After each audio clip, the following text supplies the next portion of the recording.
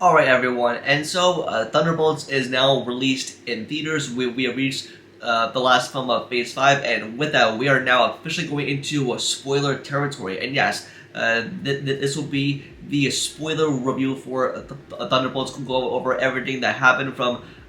beginning to end, and also explaining the ending, and also the post-credit scenes, especially the last one for what it means for Marvel's future, and talk about details and point out Easter eggs and all that fun goodies, especially for the team itself and everything that happened so far. And that's what I'm doing for you guys in this video. So if you have not seen the movie,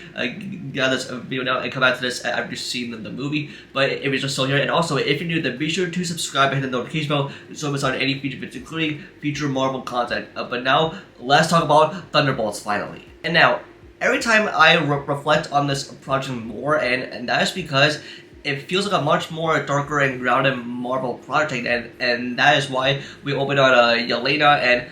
she is reflecting on everything that has happened to her. And even though we get the classic Marvel Studios intro back, also it's about to be a set in stone, especially for the tone and theme for us, the audience, is about to be in store for this type of movie. And then we see her like falling off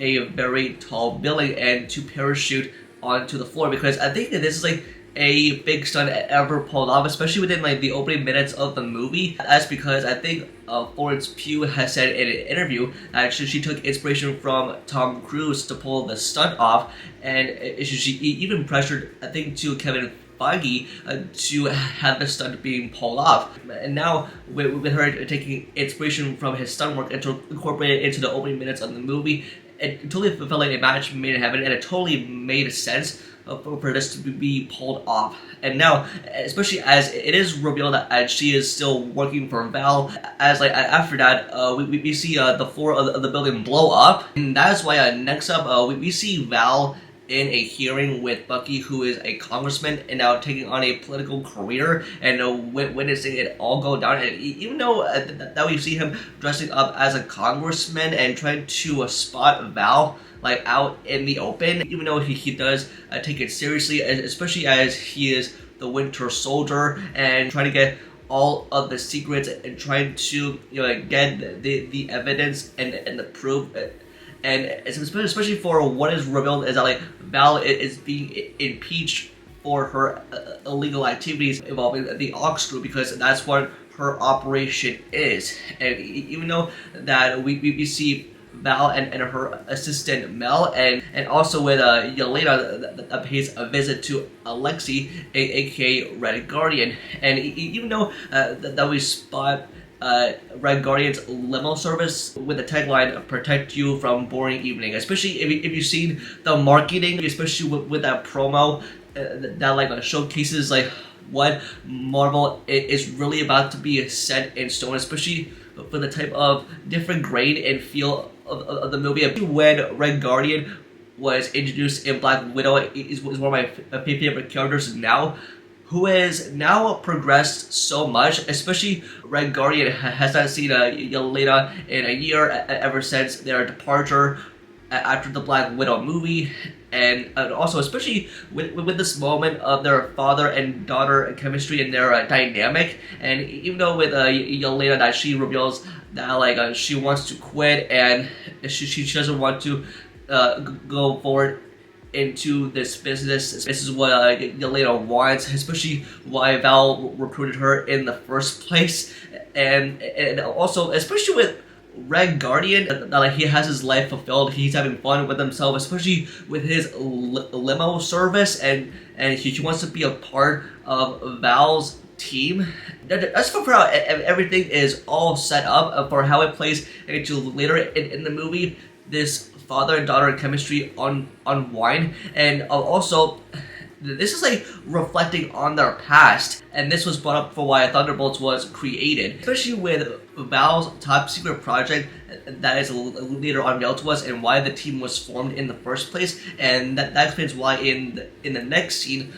with Yelena that was sent by Val to go to the facility in the mountains to go find the evidence to Ox Group. That is her top secret operation, because she is involved in illegal work. And not only did she send her with John Walker and Ghost, and that is to battle each other, and Val wanted them dead. And yeah, it's just such a powerful moment just to see them meet and to kind of like, you know, battle each other out, and it's especially for how we approach John Walker after Falcon and the Winter Soldier, what happened in his life, and why he ended up working for Val, and especially if we saw what happened at the end of that show. And then we see them being introduced to Bob, who is later then revealed that he is being used as a test subject for Val for her operation, and that is for Project Sentry. And because it has been revealed that with all the people that have been experimented on for her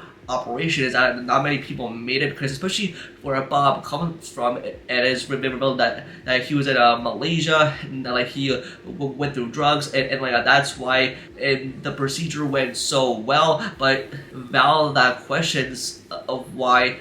Bob was found in the facility, even though that we see the team are trying to work together and sort of like form a group, and to see even for how they're gonna figure out for how they're gonna get out of the facility. Oh man, like we see like the group sort of like climbing up that wall just to approach like a door to get out of there, and it's just like a funny way for how this group like interacts with each other. That's what I really like from this movie. It kind of feels like really good, and even though we see more of Yelena and Bob sort of like form that chemistry later on, that we see Val's forces trying to take the group out, and even though with the gang tries to get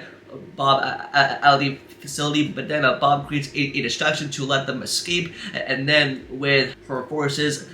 that I tried to take out Bob by pulling gunfire on him, but then he survives, and that's how Sentry is unfolded, especially with his abilities that he goes up in the sky and crashing into the mountains. That's why we see him later on in the movie with Val testing his abilities, especially with the Void, and for how the group is going to take on a villain like Sentry. And trust me, they did the villain just right, because especially for how they were gonna pull this off, especially with a main villain like this, because it looks like another version of Superman if you really think about it. And then just with the group's interaction, that they have their chemistry, it really feels like so fresh of the way that it is being reminded of their past, and why they joined this group, this team in the first place, to sort of get that redemption for where this movie was heading. And then that's what I really enjoyed from it. It felt like a much more different feel of a Marvel project than what has been ever unfolded, especially memories from John's past, especially from his past memories of him being like U.S. agent, Captain America, and the fall of his story, and even with Yelena that has been taken to her past when she was a Red Room assassin, and then we see her younger self, and even for what has been happened to her. And yeah, she went through some really tough and bad things, especially from her childhood. Like, wow, that is so powerful, that for what this movie unfolds. That's what I really admire from this movie. Figure out a way to get somewhere safe and out on the mountains, and then we see Red Guardian arrive in his limo from his limo service, and let me tell you, like, especially from his comedic and all that style of humor, it's like so funny, and I just enjoyed Red Guardian's time on screen for whatever he fits in that comedic or like emotional moment. And meanwhile, with all the stuff that Val has been up to, and opening Avengers Tower and getting more into her plan, and if you know that, like, we see more of her time with Bob to end the world and turn it into complete darkness, and that's what it really unfolds about our main villain. It is just to learn more with Val for how Julia Louis-Dreyfus fits her personality into Valentina De Fonte. It is really interesting and fascinating for how it is all pulled off brilliantly for what's said to be like towards the end of the movie. And then we see the group and Red Guardian on the road trying to get somewhere safe, and even though, I mean, come on, this is his limo. Like he did this, he does this for a living, and then we see the convoy of vehicles going after them, and then so especially with the group that tries to take them out, but then especially with the huge convoys that fire at them, and then with Bucky in full Terminator mode, he comes in to save the day. I mean, bravo to Sebastian Stan for what he delivers to the role, especially that Terminator is a big inspiration for why Bucky isn't in that mode and trying to take out the convoy. Such a scene that is such a fist-pumping moment so much, and that's what I really enjoyed from the scene. It was so much fun just to witness this on the big screen. And even though I want to admire Terminator's inspiration, that totally fits into the scene brilliantly. Even though with Bucky, aka the Winter Soldier, who is revealed that he wants to be the leader of this team, and that's why we see him blowing up Red Guardian's limo. Even though I want to touch upon this scene a bit more, especially with Bucky, who has now become a leader, have this group form a team and to help him confront Val and to take her down because of Project Sentry, for what she has done to Bob. And even though that he has infiltrated and to spy on Val, and that's why Val didn't want this team formed in the first place. They were sent to that facility to basically kill each other, and even though that this is a group of anti-heroes that we are seeing here with this team that does not want to do it, because hey, they are reminded of their past. They have done bad things, but even though this is a sign of redemption to do some good, that's why we see the group go to Avengers Tower to confront Val about Project Sentry, and once they crash into the building and to take out the security and the soldiers, and even though they take the elevator up, and it has been revealed that Val is now using a Sentry as an enhanced superhuman, and especially with the design on Sentry, which I really like. They really nailed Sentry and his design, especially for how it looks. For the way in comics, it is very source material accurate for the way that Marvel pulled it off, and even though especially for what Val explains to the team that this group was not supposed to be formed as a team because they are a group of anti-heroes, and Val is the real person. I really liked for how this team came out at the end. Later on with Val, she ordered Sentry to take the team out and to stop Bob from listening to Val, because this is part of her top secret operation, basically end the world. And then it takes the team outside and to constantly argue back and forth, and then we get this really sweet moment between Yelena and Red Guardian, especially as this is a very sweet touching moment between a father and daughter right here. And even though with Red Guardian and that tries to open up to Yelena because they haven't seen each other in a year, it explains everything that they've been through, because especially as Red Guardian explains to her that he doesn't see the mistakes that she has made, but even though it opens her up as a person, because with Yelena that has done things in her past that led her to this point working for Val, and this was sort of and how is she gonna progress forward, and that's why it is reminded of her past, and also that is before it is revealed that with Sentry that is now turned into the void, that is the darkness that has been unfolded in him, and that's why we see everyone looking up at Sentry, who has now been turned into the void, and now turning everything into darkness, including civilians. And that's why when the final act of this movie is with the team trying to save the civilians from the void, especially turning everything into complete darkness, and that's why it is really unveiled with the true power within Bob, and so especially Val's operation, and for how like it really unlocks the abilities that it really sees Project Sentry in general. We see like Sentry basically destroying everything, including helicopters and buildings, and to turn everything into complete darkness. The team saves people, and even after that with Red Guardian that saved this little girl from a piece of concrete that almost falls on her, and then we see her just like vanish into darkness, which was a gut-wrenching moment to see that moment right in front of his own eyes. And even though the people are now descending into darkness, and the team tries to get everyone into safety, trying to get them in the building. And basically with the team, for how they were going to defeat the Void is by reaching Bob from the inside, and so especially unveiling of the villain's identity, at which it sends Yelena into complete darkness and to descend in the Void. And even though with Red Guardian, a gun wrenching to see his own daughter and now being descended into the Void, and that's like a very emotional, touching moment,